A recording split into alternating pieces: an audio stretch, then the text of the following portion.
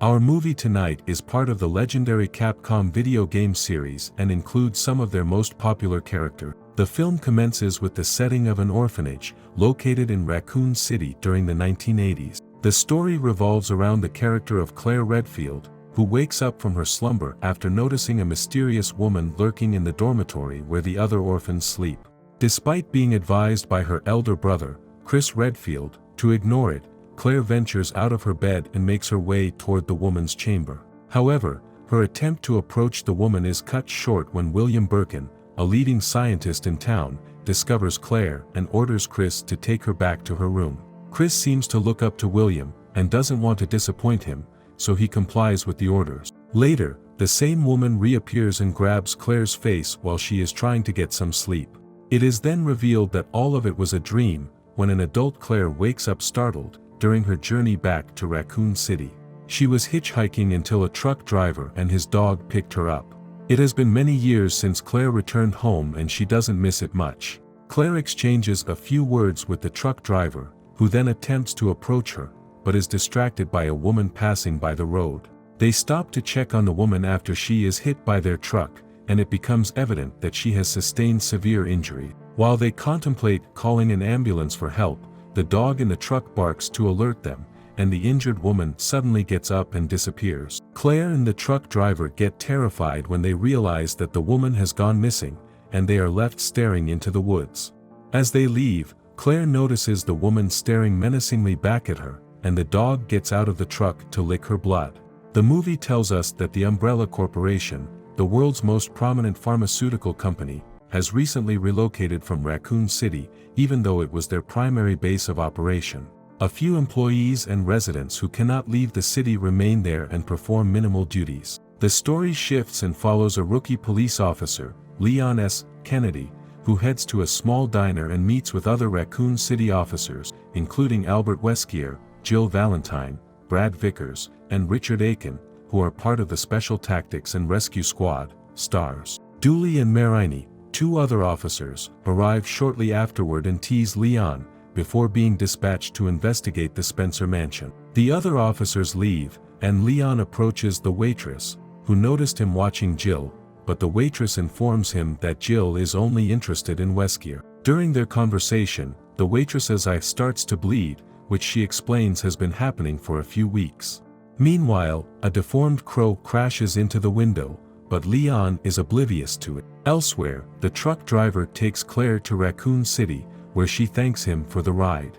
After Claire departs, the truck driver is seen with his drooling and glassy-eyed dog. Suddenly, the dog bites the owner's hand. We then see Claire, who has arrived at her older brother Chris's home. Chris is a member of STARS, a police group that Claire has not seen since leaving the orphanage. When Chris enters the house, Claire tells him that she has returned to find a man named Ben, their friend, who claims that the Umbrella Corporation has poisoned Raccoon City's water supply. Chris is skeptical and dismisses it as another one of Claire's attempts to help a friend out. Chris works closely with Umbrella at the police station and has built a great relationship with their lead researcher. He dismisses Claire's theory and thinks she's just trying to help Ben escape from prison.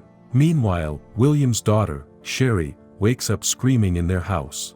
William and his wife go to her room to comfort her, but he suddenly receives a phone call and tells his family that they need to leave immediately, as the emergency sirens blare across Raccoon City. At the same time, Claire and Chris hear the sirens, which mention the Umbrella Corporation. Chris senses that something is wrong in the city and rushes to the police station. After Chris leaves, Claire notices a neighbor who appears to be ill. The woman writes "itchy" and "tasty" on the wall in her own blood before collapsing. Claire then hears a noise and discovers the woman's son, who also appears unwell. Suddenly, the woman breaks through the glass door, screaming and attacking Claire. Claire defends herself and manages to knock the woman away, before fleeing on a stolen motorcycle from Chris's garage. The police chief, Irons, calls a meeting at the police station with the core team of cops, including Chris. The purpose of the meeting is to inform them that they have not received any news from Dooley and Marini, who went to the Spencer mansion. The chief is worried about their safety and thus dispatches the team to locate the two cops. However, the rookie cop, Leon Kennedy, is asked to stay at the police station. Meanwhile, Albert Wesker receives a message on his beeper, directing him to his locker. Upon opening it, he finds a Palm Pilot with a note from his unknown employers, warning that Raccoon City would be destroyed by 6 a.m. the next day. In another part of the city, Claire is driving around when she encounters William Birkin's family, who almost hit her. She recognizes the driver as William, who had previously tried to take her away from the orphanage for interfering with his business. William is the lead researcher at Umbrella. He leaves with a woman who appears to be infected, while the truck driver who had previously helped Claire into town shows up. The trucker drives the truck until it rolls over in front of the police station and explodes into a massive blaze. Leon is wearing headphones and doesn't hear the explosion. He is completely oblivious to what is happening in this weird town. The trucker, completely enveloped in flames, walks inside the police station while making animalistic growls, and is shot by the chief. The trucker's condition is similar to other infected we've seen in Raccoon. The chief instructs Leon to remove the corpse of the truck driver and close the gates of the police station. However, when Leon asks the chief about what has happened in the city, the chief does not provide him with any information, almost as if dodging the question. As a result, Leon leaves the police station alone, not fully comprehending the situation in the city. The focus shifts to another group of cops, on their way to the Spencer mansion to find the missing officers. Four cops enter the mansion while Vickers remains in the chopper. They find Dooley and Marini's van overturned, and an infected crow, but Jill manages to shoot it down. The group enters the creepy mansion to search for the missing officers. Meanwhile, Police Chief Irons is driving into town and witnesses armed guards driving people away. When people try to leave and cause a commotion, the Umbrella guards shoot a pair of infected civilians, causing the chief to reconsider his cowardly escape and seek safety instead. Leon watches helplessly as a large number of weird and sick people try to enter the police station. They are behaving like brainless zombies. The chief returns to the station and enters the parking garage, where he encounters two sick dogs. He eliminates one, but runs out of ammunition before the other can attack him. Just as the zombie dog is about to attack the chief, Claire arrives and beats the dogs and finishes them. Leon awkwardly rushes in with his gun and aims it at Claire, but she assures him that she is not sick, and he lets her into the police station. Together, Leon, Claire, and the chief watch as the zombie horde people try to break through the police station's gate. The police chief informs Claire that all the highways in Raccoon City have been closed by Umbrella armed guards, and the only way out is to contact her brother, Chris, who is in command of a helicopter. Meanwhile, Chris and the other cops are in the mansion, where they discover a zombified man biting Marini on the neck. Chris blasts the zombie with a shotgun and watches over Marini. Aiken walks alone upstairs to search for Dooley, and is attacked by the infected. Chris discovers many more zombies downstairs and fights them off, while Aiken is overwhelmed and finished off by the zombies. Brad Vickers is waiting in the chopper, but he is attacked by zombies and perishes. Meanwhile, Jill and Wesker enter a room in the mansion, where Wesker uses hints from the Palm Pilot to play the piano and find a secret entrance to the underground lab. The zombie in the chopper loses control, causing it to crash into the mansion. However, Jill and Wesker heroically leap away and barely survive. Claire and Leon team up to combat the zombie horde at the police station. They search for a weapon, and Leon heads down to the jail, where he finds Claire's friend, Ben, imprisoned. Ben asks Leon to set him free, but then threatens him by grabbing his gun. Leon has no choice but to agree to unlock the gate. However, Ben is attacked, and mortally wounded, by a zombified prisoner in the next cell before he can leave. Leon escapes, but the zombie chases him. Claire arrives just in time and shoots the zombie, saving Leon. Claire is distraught to learn that her friend Ben has passed away despite all their efforts. Meanwhile, Wesker and Jill are in the mansion after the helicopter crashes. Wesker tells Jill that he works for someone else, and is trying to steal William's G-virus from the lab before the city is destroyed. Jill begs him to return, but Wesker leaves to complete his mission. Back at the police station, the zombies break through the gates, forcing the chief, Claire, and Leon to flee. The chief leads them to an orphanage where they can be safe from the infected. Claire used to live at this orphanage when she was a child. The chief tells them about a secret passage that leads to the mansion, where they can meet Chris and the others and escape the city.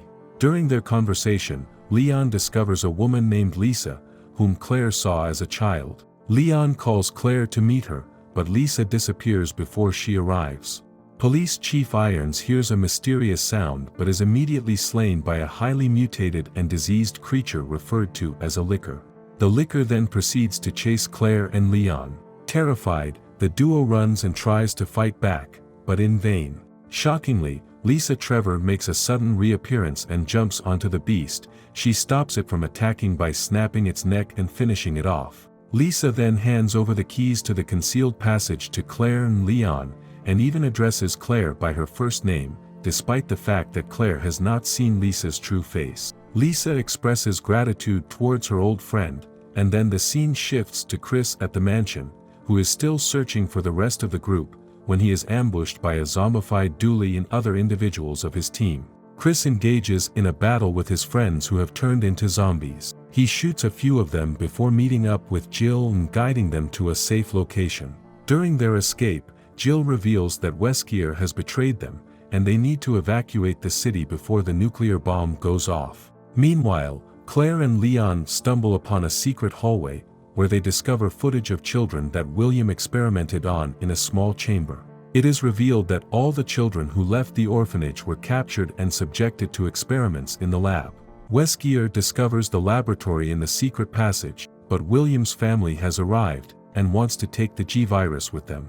Weskier demands that William hands over the G-virus, but William pulls out a gun and shoots at him. In self-defense, Weskier shoots back and nearly ends William. William seems to have sustained severe injuries, yet he manages to hand over the gun to his wife. Unfortunately, his wife is shot in the head by Weskier, right in front of their daughter.